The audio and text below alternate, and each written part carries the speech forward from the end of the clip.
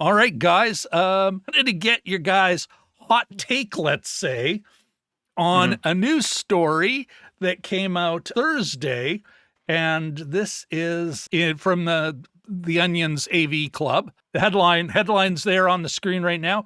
Frasier director James Burrows, and he goes all the way back. He was one of the co-creators of Cheers, for crying out loud. Anyway, Yeah. he's now come up with a reboot, a retooling of Frasier, and he has also said that there used to be 3 networks and 30 great comedy writers.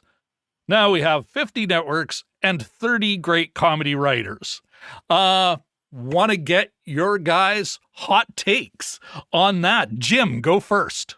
Sure. I mean, I can see some of their points, and there's other people that have added their voices to what Mr. Burrows says.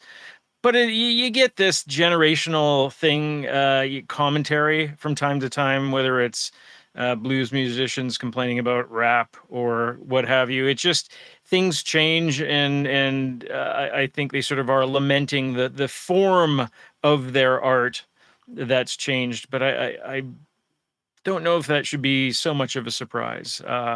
Yeah, they did it that I grew up on these kinds of sitcoms myself, right back from the age of 8, and so you're talking about the multi-channel or the multi-camera, the 3-camera. Sorry, yeah.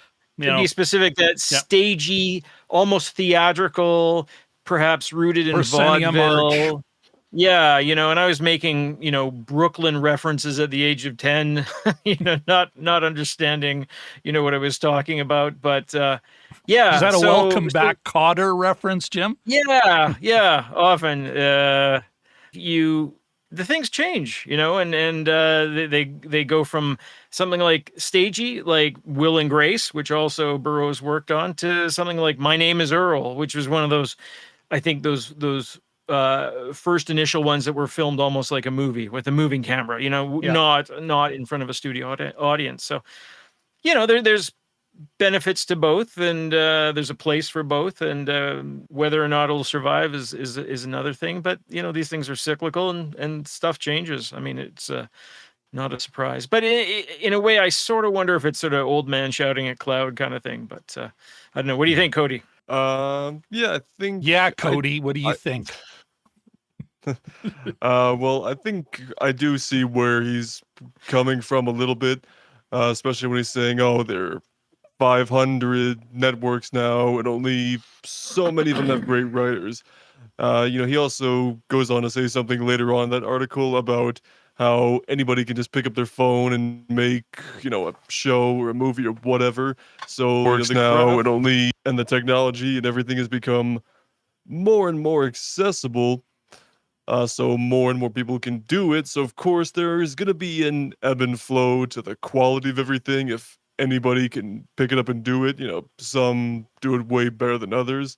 Which I think also kind of goes into the movie we're going to talk about tonight too a little bit, so that's appropriate. But yeah, I think also kind of like what Jim was touching on a moment ago about like maybe the style and the tastes of audiences changing over the years, because I think people have been kind of getting less invested in the multi-camera sitcom format for years, because people are always like, oh yeah, they just put in the laugh track later because it's not funny enough or whatever. And we've had the rise of shows like single camera comedies like The Office or Abbott Elementary, things like that. So I think it's just kind of a change of taste, and again, just more people having access to the tools to make these things. So of course they're not all gonna be winners.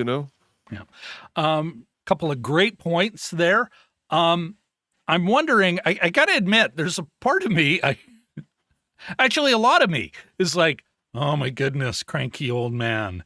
First of all, I want to say to Mr. Burrows, get your head out of your ASS. The population has grown since 1983. There are more people, and I'll go further. Guess what? Now that women and who knows what you called African Americans are allowed in the writer's room, the pool is significantly larger. Mm. The other thing is, guys, is I know we like to say 500 networks, but it really isn't. How much content do you see on, let's say, Peacock, where it's like, well, no, it's on NBC, and then it gets ported down there, and it's a lot of the same content just being resold all over Hell's Half Acre. We are seeing a consolidation, and that's just because there's only so much bandwidth the market has to consume the content. Yeah. So I do think, and you guys, I agree 100%. Styles have changed. We look for arcs across a season where I remember Malcolm in the Middle, which was one of the early single camera comedies. And I was like, it blew my mind. I was like, kind of, wow, that's time for an F sharp here. That kind of blew my mind. I think it's a guy who's lamenting the art form that his whole career is based on. And kind of lamenting not its destruction, but it's like, yeah, it's no longer the in thing.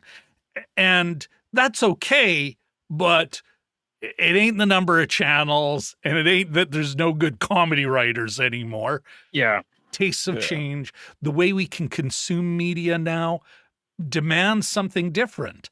That doesn't mean it won't come back. Folks, I'll put links to this article down below. I'm also going to give you Michael Jamin. He's a comedy writer, sitcom comedy writer. The link to his TikTok on it. I'll put a link to that, folks. I thought, guys, that it was a great, kind of, hey, we're aging out. The people who knew how to make these things, we were trained on it. But I love how he said, it was a great moment where he says, listen, I was trained on Just Shoot Me. I always kind of think this is the right way to make sitcoms because that's the way I was trained. But, things have changed. And when we age out, and he's a little sad about that, which I totally get. Oh, yeah. There's a poignancy to change. But I don't know, we'll rediscover something kind of like it. Yeah. A couple little points before we move. Sorry, Jim, go ahead. A lot of the comedy that they talk about, the type of comedy, has that theatrical base. And it's funny, if you go to the theater these days, you don't see a lot of young folks. And so you can make an argument like that theater setup where they, for sitcoms, where they are all arrayed on a stage and they have 10-minute conversations before the first commercial break. Maybe things have outgrown that form. Like people expect different things from the form. The other thing I would also add is that, you don't have great, like your Newharts or your, those type of classic play like sitcoms anymore. But what you do have is if you've watched Someone Somewhere or Somebody Somewhere, that sort of gentle comedy set out in Kansas. If you've watched Reservation Dogs, which I always call Reservoir Dogs still, but that's a fantastic show. Every episode has its own energy. They take changes and things like that. And it's not all white dudes from New York writing them, right? It's the doors have been open for others as well. And I'm not saying that Yaleys and Harvard Lampoon folks. Yeah. Going, well, we had that one woman once, didn't we? People I met at the Vineyard over dinner, you don't, and I'm not saying what Burrows said was sort of racist or anything like that. And I'm not saying that either. No.